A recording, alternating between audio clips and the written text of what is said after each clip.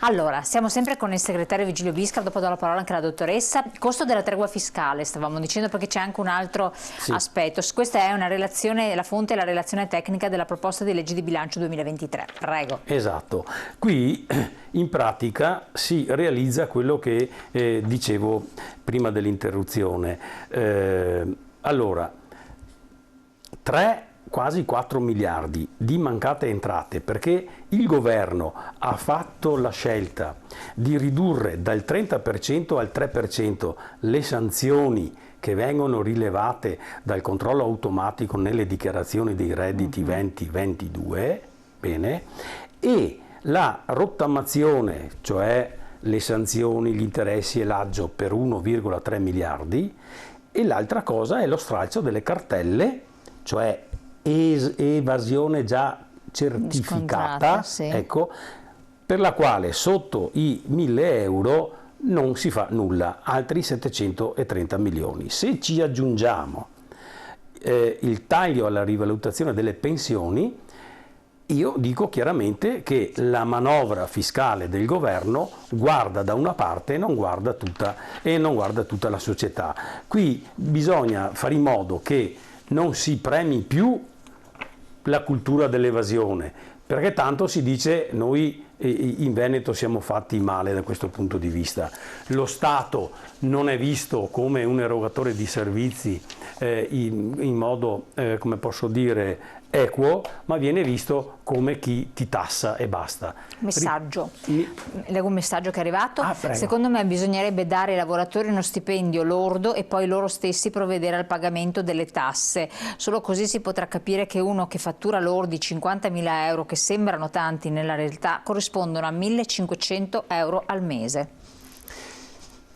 Posso rispondere anche, se verrò forse redarguito dalla mia organizzazione sindacale.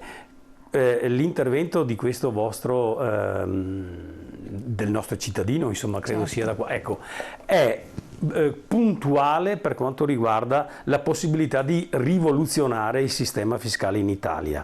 Ma ricordo che c'è stato un referendum dell'allora Partito Radicale che è stato bocciato dagli italiani, in cui si diceva proprio questo: dammi tutto il lordo e io poi pago le tasse. Benissimo, questo non è stato possibile non solo per il referendum, ma anche perché ci sono delle norme che obbligano i datori di lavoro a pagare i contributi sociali a nome per conto del dipendente. Ma era una battuta, nel senso che ti volevo dire, ha fatto una battuta, io credo, perché è talmente non è possibile. No, ma lui ha ragione, se uno prende 50.000 euro all'anno e tolgo il 33% di contribuzione sociale, tolgo le spese per la produzione del reddito, tolgo le tasse su quello che rimane, è chiaro che rimane pochissimo. Questo è il gioco che si devono fare, che dovremmo fare. Perciò dal mio punto di vista, pur avendo una situazione in Italia pesante come debito pubblico eccetera eccetera, noi dobbiamo far sì che anche con queste trasmissioni, vi ringrazio di questo, far ingenerare una cultura invece del rispetto delle regole da parte di tutti. Ma faccio la provocazione, dopo passo la parola anche alla dottoressa, che comunque la provocazione vale anche per lei che fa ricerca, quindi può aiutare. C'era un po' il discorso di dire: se io ti vengo incontro, ok, e lo stesso però bisogna fare anche con i dipendenti, nel senso agevolare questo benedetto cuneo fiscale, lo dicono anche gli imprenditori, perché se diminuisce il potere d'acquisto andiamo anche noi in recessione. Se io ti vengo incontro con la tassazione, quindi non te la rendo mostruosa, se tu sei di animo onesto, tendenzialmente tendi a dichiarare il più possibile, progressivamente a dichiarare il più possibile. Se io Stato invece mi accanisco contro di te, no? In tutti i modi, perché il cittadino ormai si sente un perseguitato, poi c'è uno stato d'animo, e queste sono anche ricerche che sono state condotte, tra l'altro. Ovvio che come i bambini, no? Se io ti perseguito continuamente, il bambino cerca di fare il furbo, svicola, l'italiano tipico svicola, no? Perché? Perché c'è questa percezione, cioè di dover dar tutto e di restare veramente con poco in tasca. In questo momento poi diventa diventa particolarmente pesante. Allora forse era anche l'intento di dire fino a questa soglia, che poi sono 85.000 euro per i professionisti che hanno delle spese e tutto, poi credo che non possano scaricare, per cui insomma ci sono anche determinati vincoli di un certo tipo, mi sembra di aver letto sommariamente, adesso non ho visto nel merito. Cerco di venirti incontro, vediamo, se poi alla fine si rende conto che non si riesce ad incassare di più o quindi non escono allo scoperto quelli che hanno lo spirito onesto, allora credo che magari torneranno indietro, no? È un tentativo, perché se in un modo non si... Perché sentivo la notizia oggi che per esempio adesso c'è la sanzione per i Novax, no? Chi non si è vaccinato, e hanno detto che sarà più costoso di quello che si riceve recuperare le cifre. Sì, e sì, io sono rimasta basita, ho detto pensa a te, se per questi soldi qua è più costoso, immagina per il resto, non veniamo fuori. Dottoressa, cosa dice a questo riguardo? Allora, mi sentite? Sì, sì, benissimo. Sì, io diciamo che mi riconduco sempre a un principio di base. Nel momento in cui si riduce l'evasione, si riduce il margine anche di poter non evitare di pagare il giusto, succede questo, per cui avviene e si aggrava su quel piccolo bacino rintracciabile tutto il mare magnum che non viene reperito. Questo è il problema.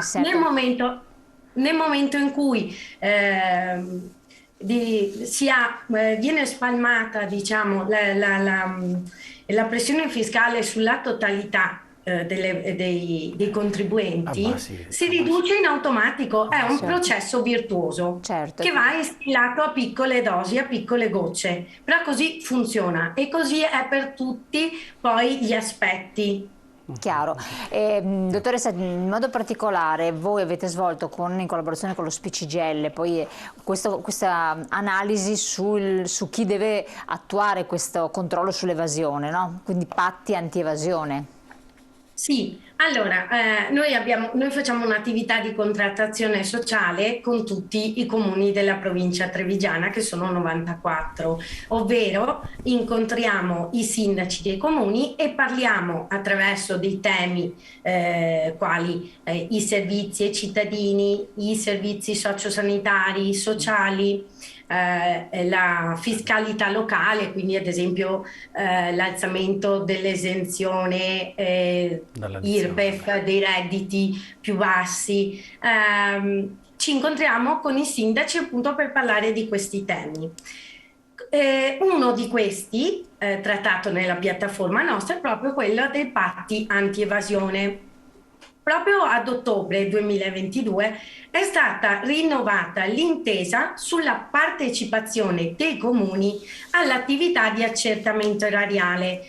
Sono 4 i soggetti che partecipano in collaborazione con i comuni a questo processo: l'Agenzia delle Entrate, la Guardia di Finanza, l'ANCI e l'Istituto di Finanza ed Economia Locale.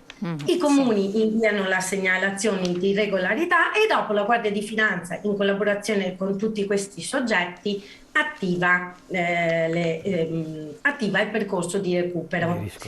Cosa è successo nella fotografia degli ultimi 6 anni? Vediamo la slide successiva, che è la partecipazione dei comuni, no? Questa qua. Esatto, perfetto. Gli importi recuperati dai comuni nella lotta all'evasione. Se vediamo proprio la nostra provincia di Treviso, in 6 anni c'è una caduta che più o meno si aggira attorno al 77% in meno di recupero. Si partiva da un 46.946 euro a 250 euro, dove nel 2021 c'è stata la segnalazione di un solo comune. Perché il problema non è tanto nell'attivazione del patto antivasione, che ad esempio dai nostri esiti sugli incontri di contrattazione, più o meno il 50% dei comuni ha aderito. Vediamo infatti la slide successiva che appunto dice il numero dei comuni coinvolti in questi patti. Prego. Sì, ecco. Quindi ha aderito, sì. Che vedete nel 2016 erano 7, 2017 6, dopo c'è stato un anno che qui non compare, dove addirittura erano in 15 comuni ad aver fatto la segnalazione, per dopo un crollo dal 2020-2021, che può essere anche dovuto al fatto che con la pandemia magari si c'è dedicano ad stato, altro. diciamo, un congelamento di alcune attività che non sono ancora ritenute così fondamentali come tutte le altre che concorrono al funzionamento della macchina organizzativa. Anche concorre la carenza dell'organico e quindi di trovare soggetti Certo. che lavorino farlo in questa dimensione, perché comunque è una dimensione che richiede un impiego di risorse e anche una preparazione ed una formazione specifica. Però questi sono gli esiti. E cosa succede? Che quando si riduce anche questa attività, sono fondi che poi verrebbero convogliati direttamente nelle spese correnti e quindi potrebbero agevolare il potenziamento di alcuni servizi. Ecco, io lo interrompo solo un attimo, segretario, ma potrebbe essere spese correnti che servono per riparare le strade? Anche se lo Quindi, decide, qualsiasi cosa, se lo decide la Giunta, certamente, ma siccome la provenienza però di questa evasione che non viene a galla, proviene da tasse non pagate, tasse anche locali, le multe, l'IMU, questo qui. Allora, se il Comune non può utilizzare questi fondi per una legge, non saprei dire quale, no, per una legge, lui deve accantonare dei fondi per questi crediti che non riesce a riscuotere. Benissimo. Sì, sì. Allora, il problema è che se aderiscono i comuni al patto anti-evasione, fanno un passo in avanti nei confronti, diciamo, della retta via, chiamiamola così.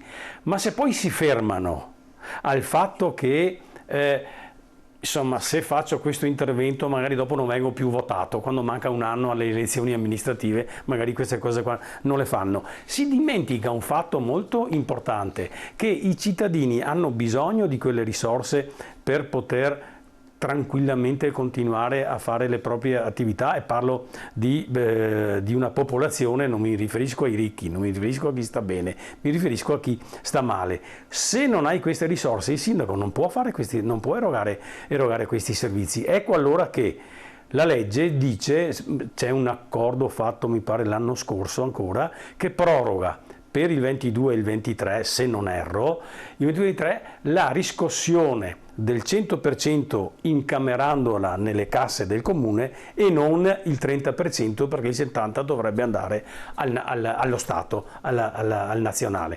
Questo dovrebbe essere, come posso dire, un pungolo, una sollecitazione affinché i comuni facciano e svolgano la loro opera nel recuperare questo, che non è essere i carabinieri, come tante volte mi sento dire negli incontri con i sindaci. O io non faccio il carabiniere, questa è una questione statale, non ci interessa, io ho i miei cittadini e voglio che mi votino. Detta proprio così, papale in modo molto, molto terra.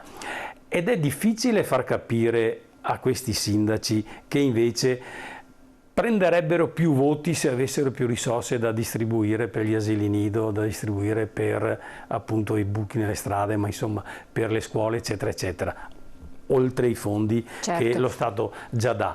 Perciò questo ragionamento che abbiamo trovato in questi ultimi anni, molto aperte le amministrazioni, adesso sono un po' titubanti nel fare, lo diceva prima Anna Rita, con Tessotto, le cosiddette segnalazioni qualificate. O magari non riescono a scovarne, può darsi, perché siccome ci vuole personale e tutto, e si sa che nei comuni, secondo lei, piccolini, io sono io sono un pensionato, pensione normale, non prendo 3.000 euro nette di pensione, va bene, prendo la metà, ok?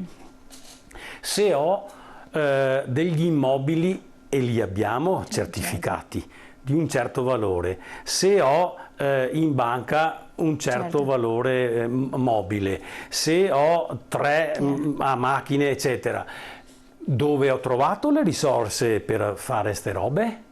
Magari hai risparmiato una vita, hai avuto da pagare Una vita l'eredità. Certo, l'eredità. Tanto è vero che la CGIL, quando ha parlato della patrimoniale, che sembra una cosa rivoluzionaria, al contrario, ha parlato di ricchezze oltre i 50 milioni. Insomma, quella è un'altra cosa. Ecco. No, infatti qua stiamo parlando di persone normali, dai. Andiamo subito in sì, pubblicità, poi posso... dottoressa la interrompo, ne interrompo un attimo perché abbiamo la pubblicità. Tra pochi secondi poi ritorniamo insieme.